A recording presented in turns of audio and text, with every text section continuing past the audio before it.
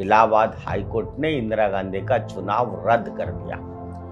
लोकतंत्र में यही तो परंपरा है कि नेता इस्तीफा देकर जनादेश ले, लेकिन कांग्रेस की लोकतांत्रिक समझ बड़ी अनोखी है।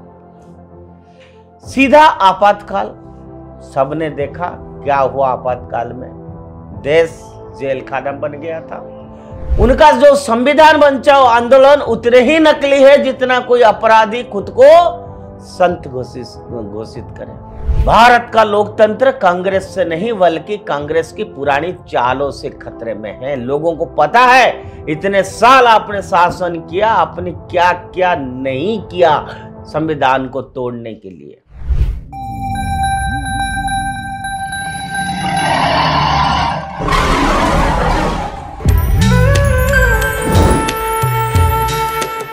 नमस्कार, उदय इंडिया डिजिटल में आप सबका बहुत बहुत स्वागत है। मैं हूं दीपक कुमार रथ। मित्रों, आज इंडिया थिंग्स में हम आपको फिर वही कहानी बताएंगे कि बिहार की राजनीति जैसे जैसे गर्म हो रहा है असेंबली इलेक्शन को लेके, तो भारतीय राजनीति का ऐसे लगता है कि सबसे बड़ी मजाक बन गया है कि आज कांग्रेस पार्टी लोकतंत्र की रक्षा करने का दावा करती है।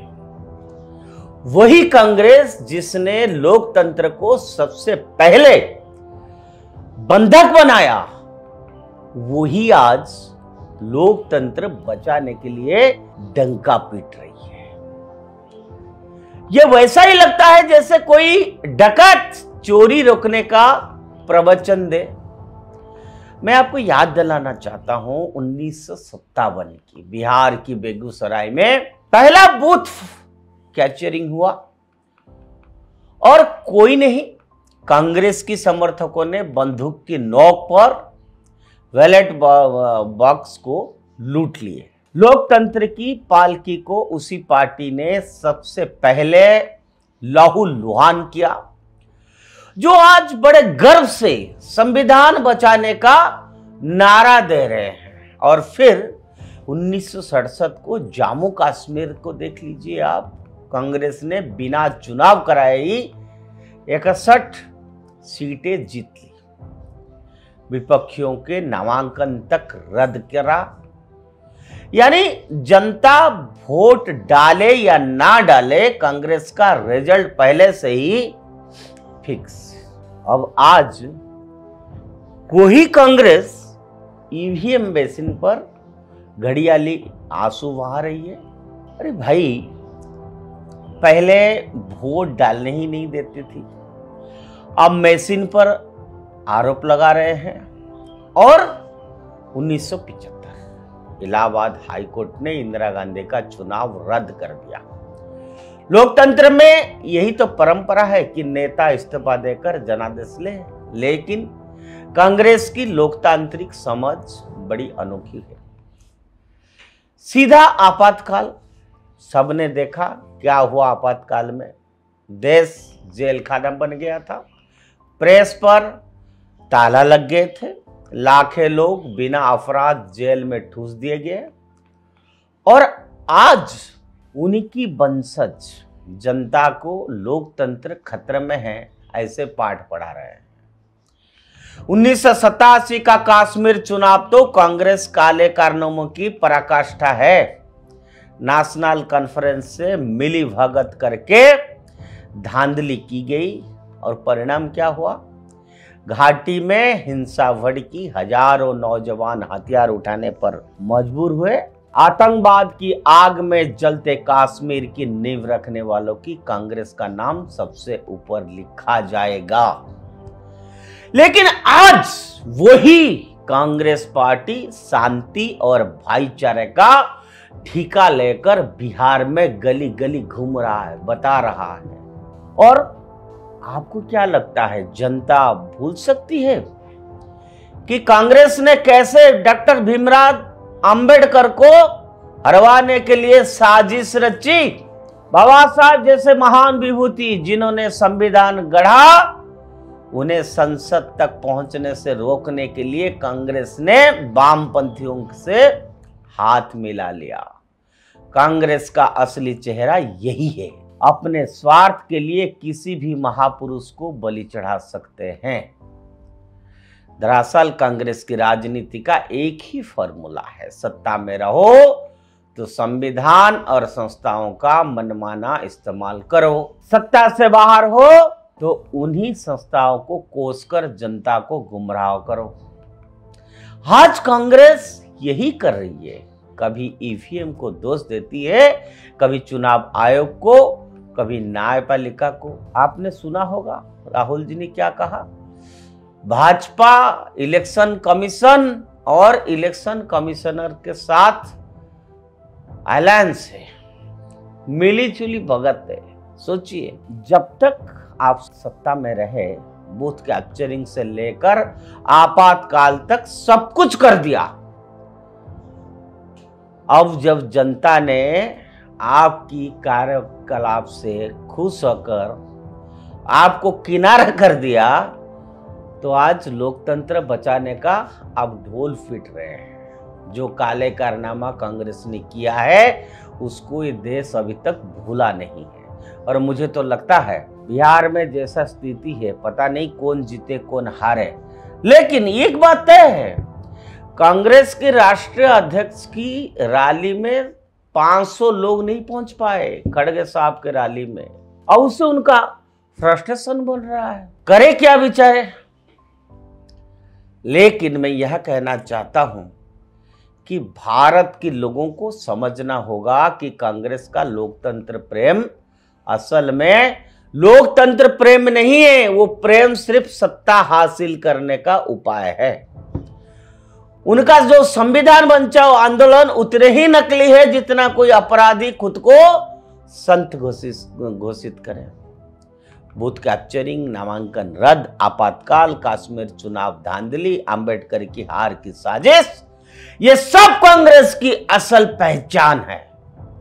और इसलिए जब कांग्रेस की दुहाई देती है कि तो यह वैसा ही लगता है जैसे कोई शिकारी हिरणों की सुरक्षा समिति का अध्यक्ष बन जाए।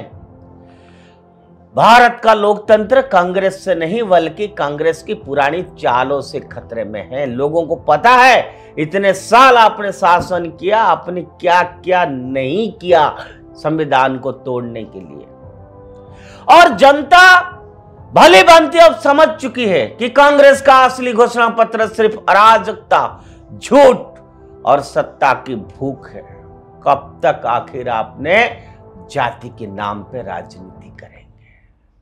हर इलेक्शन में कोई ना कोई मुद्दा को लेकर आप खड़े ले आते हैं। लेकिन ये नए भारत है और नए भारत की युवा आपकी जो नैरेटिव से उसको भले भांति समझ रहा है।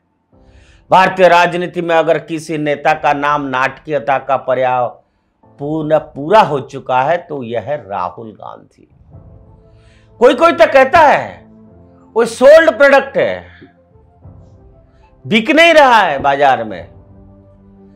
पत्रकार होने के नाते ऑपोजिशन लीडर के लिए ऐसे बात बोलना मुझको भी खराब लग रहा है, लेकिन करे क्या।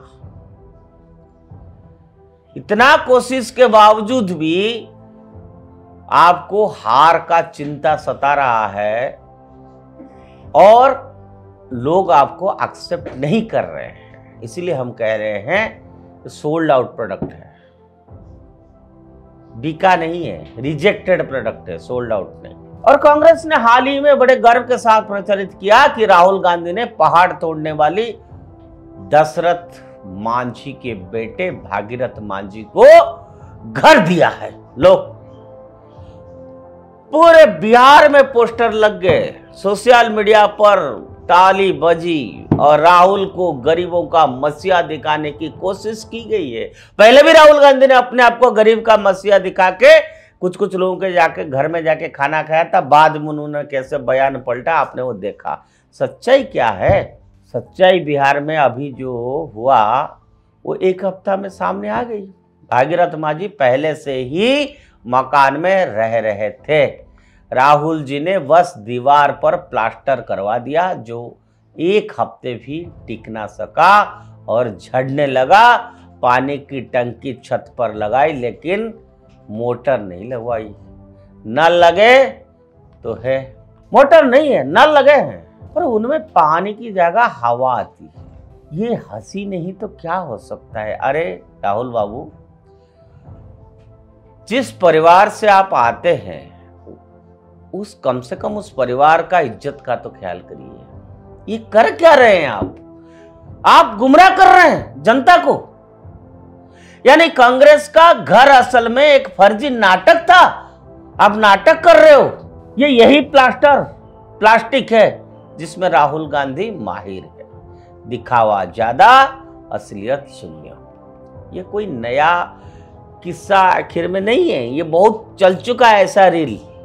राहुल गांधी की राजनीति पूरी तरह से फोटोशूट और मीडिया इवेंट्स पर टिकी है। कभी इसके कांधे पर रख के गोली फेंकते हैं, कभी उसके। अभी लालू के बेटे मिली हुई हैं, और लालू के बेटे आजकल खूब करप्शन के खिलाफ बात कर रहे, कह रहे बिहार में बहुत करप्शन है।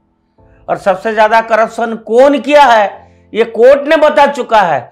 अब आप कहेंगे कि आप करप्शन नहीं कर रहे हैं, आप ट्रांसपेरेंसी लाएंगे, गुड गवर्नेंस लाएंगे। इतिहास गवाह है, बिहार की जनता कभी भूल नहीं सकता है।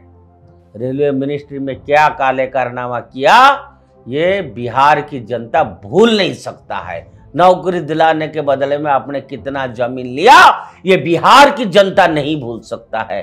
कभी खेत में हल जोतते हैं, कभी मजदूरों के साथ ईंटें उठाते हैं, कभी दलितों के घर जाकर खाना खाते हैं। आखिर ये ड्रामा कब तक चलेगी? लेकिन जैसे ही कैमरा बंद हो जाता है, राहुल जी का गरीबी प्रेम भी गायब हो जाता है। ठीक वैसे ही जैसे भगीरथ मान जी के मकान का प्लास्टर झड़ गया, वैसे ही राहुल गांधी की छवि बार बार जनता की नजरों से झड़ती रहती है। 2019 की उन्होंने क्या कहा, चौकीदार चोर है, उसका नारा लगाकर उन्होंने देश भर में खूब शोर मचाया। लेकिन जब मामला सुप्रीम कोर्ट तक पहुंचा तो उन्हें माफी मांगने पड़ी। देश की जनता को लगा कि ये नेता गंभीर नहीं है, वो मजाक कर रहा है। संसद में उनकी हंसी मजाक वाले वीडियो वायरल होते रहे और लोग उन्हें एक जिम्मेदारी राजनेता की जगह कॉमेडी, एक जो होता है ना कॉमेडी कैरेक्टर, उस तौर पर लोग देखने लगे हैं। 2020-21 में जब भारत जोड़ो यात्रा का ढोल बजाया गया तो प्रचार ये था कि राहुल गांधी पैदल चलकर देश की आत्मा को जोड़ रहे हैं। लेकिन जमीनी हकीकत क्या था? वे हर रात 5 स्टार होटलों में आराम करते रहे या बड़े बड़े प्राइवेट गेस्ट हाउस में रुकते रहे। हमारा उदय इंडिया टीम खुद जाके उसको रिकॉर्डिंग करके आया है, हमने दिखवाया है। कुछ ही गाड़ी में जा रहे थे, उसका अंदर कैसे इंटीरियर हुआ था और कितना कंफर्टेबल था वो। जनता को धूप और धूल में छोड़कर नेताजी एसी कमरे में घूम रहे थे। यही है राहुल गांधी का असली संघर्ष। यात्रा का असर यह हुआ कि जनता ने इसी भारत जोड़ नहीं बल्कि कांग्रेस तोड़ो यात्रा कहना शुरू कर दिया है। विदेशी मंचों पर भी उनका यही ढोंग जारी रहता है। बहुत बार हम बोल चुके हैं, लंदन, अमेरिका, यूरोप, कहीं भी जाए वहां बैठकर भारत की निंदा किए। कम से कम हम कहते हैं देश का निंदा मत करो, मोदी का निंदा करो, भाजपाइयों का निंदा करो, देश की निंदा ना करो, पाप लगेगी। कहते हैं कि भारत में लोकतंत्र मर चुका है, लोग डर के साए में जी रहे हैं। सवाल यह है कि अगर वाकई ऐसा होता तो क्या वे इतने आराम से जाकर ये सब कह पाते? ये वही राहुल गांधी है जो देश के भीतर चुनाव हारते हैं और बाहर जाकर देश को बदनाम करने की तालियां बटोरते हैं। असलियत यह है कि कांग्रेस आज जिस दुर्दशा में है उसका सबसे बड़ा कारण राहुल गांधी जैसा नॉन सीरियस पॉलिटिशियन के कारण है।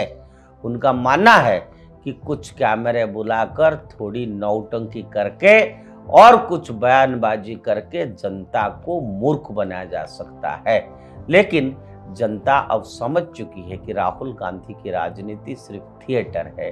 भागीरथ मान जी का गुस्सा असल में उस जनता का गुस्सा है जिस कांग्रेस ने बार बार ठगा है।